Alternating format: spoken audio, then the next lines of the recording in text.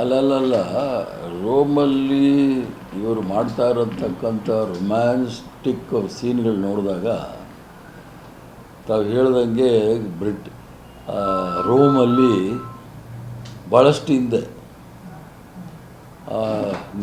ನೀರೋ ಫೆಡಲ್ while Rome burnt ಅಂತೇಳಿ ಅದೊಂದು ದೊಡ್ಡ ಇಂಗ್ಲೀಷಲ್ಲಿದೆ. ನೀರೋ ಅನ್ನೋ ಮಹಾರಾಜ ಇಡೀ ರೋಮ್ ಗಂಭೀರವಾದ ಪರಿಸ್ಥಿತಿನಲ್ಲಿರುವಾಗ ಪಿಟಲ್ ಬಾರಿಸ್ತಾ ಇದ್ದ ಅಂಥೇಳಿ ಭಾಳ ದೊಡ್ಡ ಅದು ಗಾದೆ ಅಂತಿರೋ ಅಥವಾ ಮೆಟಾಫರ್ ಅದು ಏನೇನೋ ಇದೆ. ಇಲ್ಲಿ ನೀಟ್ ಸಮಸ್ಯೆ ಒಂದೇ ಅಲ್ಲ, ಪಶ್ಚಿಮ ಏಷ್ಯಾದ ಸಮಸ್ಯೆಯಿಂದ ಉಂಟಾಗಿರ್ತಕ್ಕಂಥ ಭಾಳ ದೊಡ್ಡ ಸಮಸ್ಯೆಗಳು. 3 ದಿವಸಕ್ಕೆ ಒಂದು ಸಲ ಪೆಟ್ರೋಲ್ ಡೀಸೆಲ್ ಬೆಲೆ ಏರಿಸ್ತಾ ಇದ್ದಾರೆ.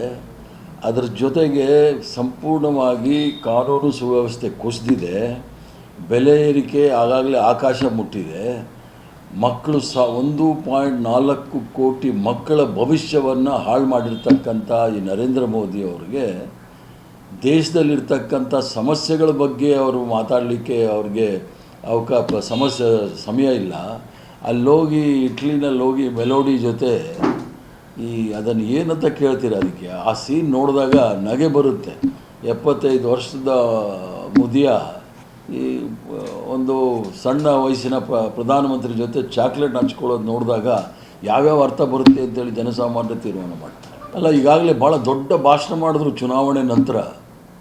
ದೇಶದಲ್ಲಿ ನಾವೆಲ್ಲರೂ ಸಹ ಭಾಳ ದೊಡ್ಡ ತ್ಯಾಗ ಮಾಡಬೇಕಾಗಿದೆ. ದೇಶ ಪ್ರೇಮಿಗಳು, ದೇಶಭಕ್ತರು ಮಿತವ್ಯಯನ್ನು ನಾವು ಪಾಲನೆ ಮಾಡಬೇಕಾಗುತ್ತೆ. ಆಸ್ಟರಿಟಿ ಮೆಷರ್ಸ್ ಅಂತೇಳಿ ಯಾರೂ ಸಹ ಪೆಟ್ರೋಲ್ ಕಮ್ಮಿ ಯೂಸ್ ಮಾಡಬೇಕು, ಖಾದ್ಯ ತೈಲ ಕಮ್ಮಿ ಯೂಸ್ ಮಾಡಬೇಕು ಅಂತ ಹೇಳ್ತಾರಲ್ಲ, ಉಪಯೋಗ ಮಾಡಬೇಕು ಅಂತಾರಲ್ಲ. ರಸಗೊಬ್ಬರನ ಉಪಯೋಗ ಮಾಡೋದು 7 ಪಾಯಿಂಟ್ ಕೊಟ್ಟಿದ್ದಾರೆ, ರಸಗೊಬ್ಬರವನ್ನು ಯೂಸ್ ಮಾಡೋದು ಕಮ್ಮಿ ಮಾಡಿ ಅಂಥೇಳಿ. ಇದಕ್ಕೆಲ್ಲ ಕಾರಣಕರ್ತರು ಯಾರು? ಇಡೀ ಭಾರತ ದೇಶ ಸ್ವತಂತ್ರ ಬಂದ ನಂತರ ಅಲಿಪ್ತ ನೀತಿನಲ್ಲಿ ನಾವು ನಡ್ಕೊಂಡು ಹೋಗ್ತಾ ಇದ್ದಿದ್ದು. ಯಾರೇ ಪರ ಯಾರದೇ ವಿರೋಧ ಇರಲಿಲ್ಲ.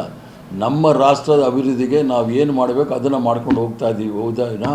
ಇವರು ಕೆಲವರ ಪರ ವಹಿಸಿ ಯುದ್ಧದ ಸಮಯದಲ್ಲಿ ನಾವು ಇಂಥ ಸಂಕಷ್ಟಕ್ಕೆ ಸಿಕ್ಕಾಕೊಂಡಿದ್ದೀವಿ ಅಂದರೆ ಅರ್ಥ ಅಸಮರ್ಪಕ ಪ್ರಧಾನಮಂತ್ರಿ ಅಂತ ಹೇಳಿದ್ರೆ ತಪ್ಪಾಗಲಾರದು.